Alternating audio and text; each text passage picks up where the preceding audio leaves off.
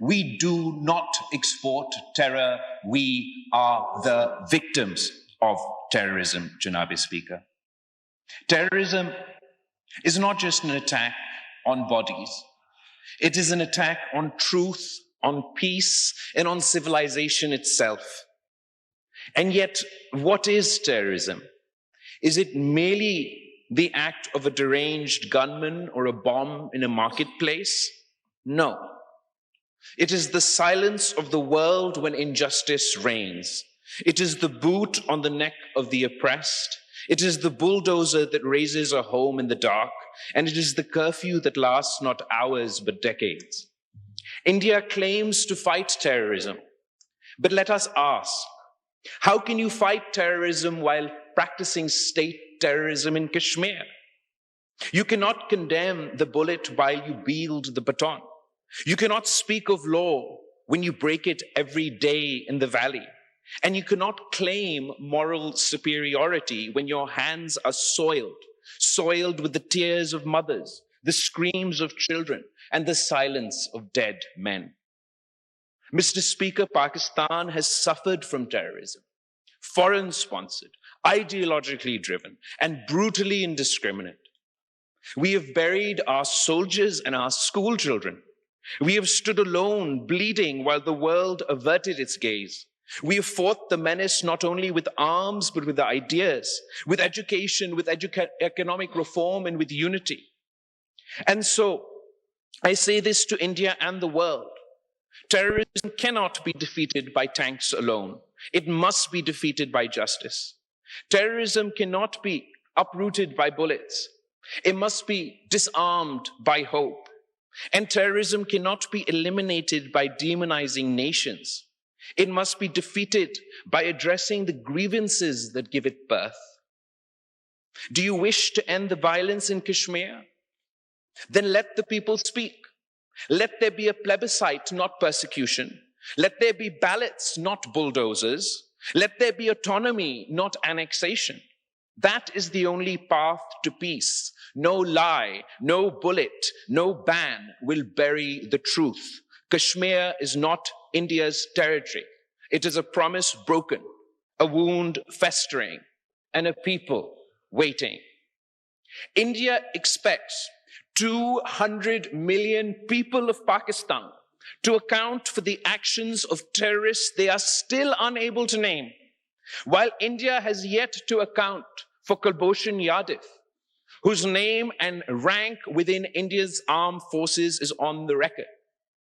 India's accusations that Pakistan is involved in terrorism is stale, based on history, not on ground realities, based on fiction, not on fact. India has become the boy that cries wolf in South Asia, Mr. Speaker.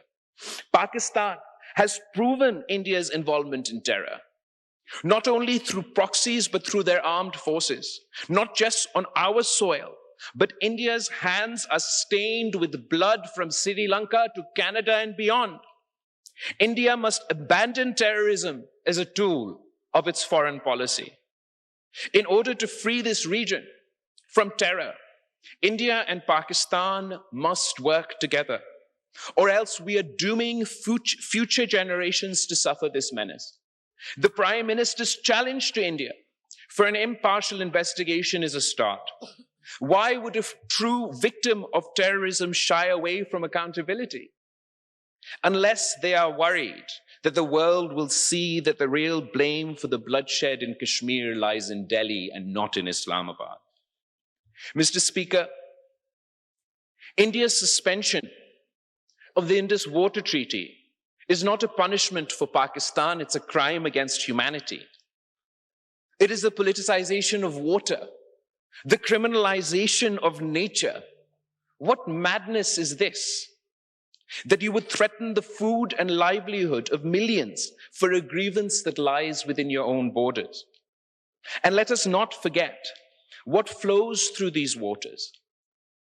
The Indus is not just a river. It is a cradle of our civilization. Long before Delhi rose, before empires were carved and borders drawn, there stood Mohenjo-daro and Harappa.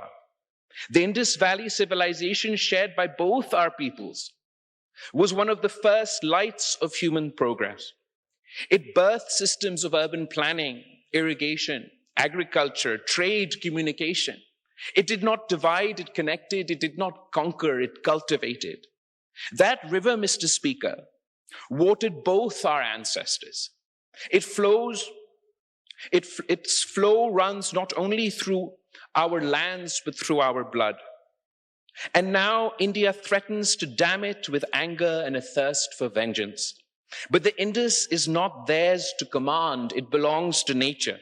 It belongs to the covenant of peace. It belongs to all of humanity that draws life from it. Pakistan will defend that river, not only for its own sake, but for the memory of a civilization that predates this bitterness.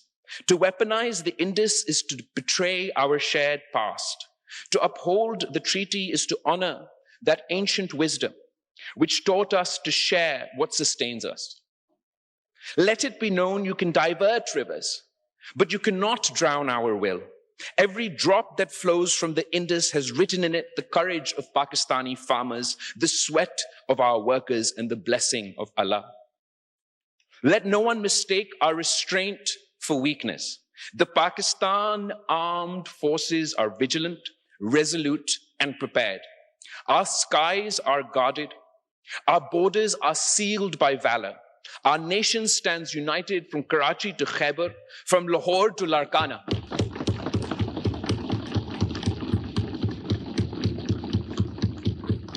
The sword we yield is only drawn when peace is threatened, but when drawn, it does not miss. And to the people of Pakistan, I say, this is not a time for despair. It is a time for resolve.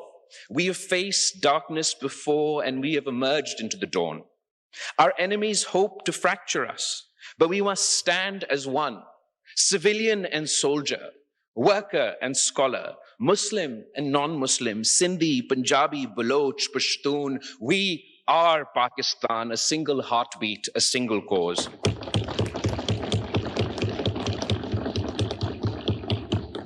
Mr. Speaker, history watches us now. Let us not falter. Let us remind the world that Pakistan is not a footnote in South Asia, it is its conscious. We are not the accused, we are the aggrieved. And yet, we do not seek revenge. We seek recognition. Recognition of Kashmir's right to self-determination. Recognition of our sovereignty. And recognition that peace must be earned through dignity, not dictated through fear. If India wishes to walk the path of peace, let them come with open hands, not clenched fists. Let them bring facts, not fabrication. Let us sit as neighbors and speak the truth. And if they do not, if they continue to howl in anger and march in madness, then let them remember the people of Pakistan are not made to kneel. The people of Pakistan have the resolve to fight not because we love conflict, but because we love freedom. It is better we die fighting than live under the yoke of oppression. However, this is not the destiny we seek for the heirs of the Indus Valley civilization. No matter which side of this man-made border we reside, for all the excavation, Mr. Speaker, at Mohenjo-daro, not one weapon has been found. How is it that we have departed so far from our roots, that the very same Indus Valley is now the most armed region on earth?